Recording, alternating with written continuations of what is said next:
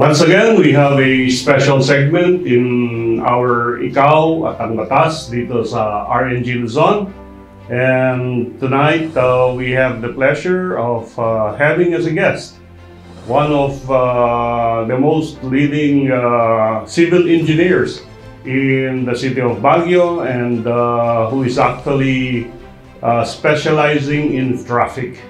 And we are honored to present Engineer Ted Tan. Magandang gabi, welcome to Ikaw at ang Batas. Good morning, sir. It's my pleasure to be here. Okay, and straight to the point, who are you, Engineer Tan? I'm Ted Tan. I'm running for City Councilor now, sir. And as you said, sir, my expertise on my field is on traffic engineering. And I want this to contribute to our city of Baguio. Can you tell us about your background as a person, as a professional, as a family man? In my profession, I practiced for 40 years as civil engineer. And 15 years of that is in government service. 5 years in traffic design in Manila. I remember you being a resource person matagal-tagal na dito sa Baguio during the time of Councilor Balahaja. Yes, nung araw nakatulong ka yata sa mga traffic lights where you are also an expert at you gave good advice to the city. Yes, I always visited Councilor Delphin Balahaja then. And from where are you, Engineer Tan? I'm from Nueva Ecija. Kanya Tagalog na Tagalog ako, sir, magsalita. Okay. At incidentally, nung sabihin ng kapatid ko na nandito na siya sa Baguio kasi isa siyang madre at naka-assign siya sa Franciscan Missionary of Mary. Sabi niya, baka gusto mong magbakasyon sa Baguio. That was more than 30 years ago noon. So, I visited Baguio at yun nga, nagbakasyon tayo dun sa kumbento nila. Doon na nag-start na nagustuhan ko ang Baguio. Bumili ako ng property, tinayuan ko ng bahay. Purposely for build and sell sana, pero nagustuhan ko ang Baguio, hindi ko na binenta, ako na tumira. So, tinuloy-tuloy mo na? Tinuloy-tuloy ko na, dito na ako nagkapamilya, yung anak ko dito na nag-aaral. Talagang practically, I live here in Baguio City for the last 30 years. So, you are aware of the current problems of the cities of Baguio, especially sa traffic. So, yes. What will be your agenda pag ikaw ay nakalal bilang miyembro ng Sangguniang Panlunsod?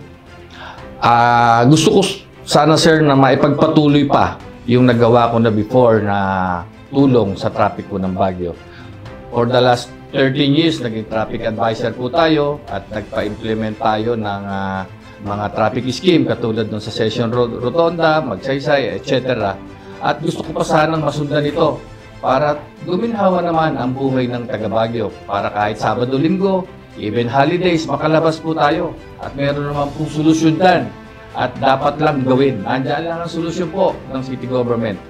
Pero kung hindi po ginagawa, ay wala pong mangyayari. Kanya gusto ko pong sana ay maging kabilang sa mamamahala ng ating syudad upang yung mga dapat gawin at tamang solusyon ay maihayag natin sa city government. Una sa traffic congestion, solusyon ba ang multi-purpose parking buildings? Yan po ang number 1 on the list para ma-address yung parking problem natin pag dinadagsana tayo, sir, ng libu-libong turista na walang paparadahan. Kanya, that's congest our roads. At siguro, maalala mo, resource person ka rin nung ako yung unang nag-propose ng multipurpose building dyan sa may Burnham Park. Yes, sir. Sa tingin mo, dapat na bang i-implement ngayon or during your time itong planong ito? Dapat noon pa. Very critical talaga ngayon ang problema natin sa parking, sir. Na dapat agad-agad nabigyan ng solusyon. Huwag lang ngayon puro pangako lang. Kanya sabi ko nga palagi, sana may makita na ako nagbubungkal na itatayo. Doon pa lang ako maniniwala. Doon naman sa balak na so-called congestion fee, yan bang Singapore model na yan sa tingin mo a-apply sa Baguio? Definitely not. It's a wrong solution coming from a wrongly identified problem.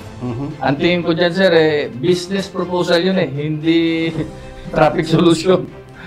At sa tingin mo, magpapahirap ito Definitely. sa ating mga local residents. Sabihin mo ng di bali yung turista, marami sigurong baon. Yeah. Pero yung daily grind ng ating commuters, ano ang effect nito? Talagang ito nga, ang tingin ko dito, anti-poor ito eh.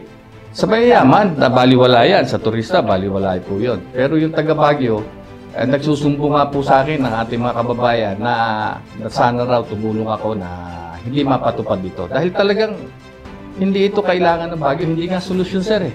At from Manila, pupunta lang dito na wala naman palang alam sa traffic management. Tapos sasabihin nila na sila ang magaling, sila ang magmamanage, tapos maniningil sa atin. Paano naman yun? Pero binawasan na from 250, mukhang nagkapurom at sinasabi baka pwedeng 150. Solusyon pa rin ba yan? Just to please the people of Baguio, binabaan nila. Pero tumama rin sa kanila kasi base sa kanilang pag-aaral, pag 150, wala rin daw palang epekto ito. Eh bakit pa sila mag-i-implement? So something funny. Kahit piso, di ako papayag nga doon. Ano pa ba ang mga gusto mong agenda, platform na pag nakarating ka sa City Council?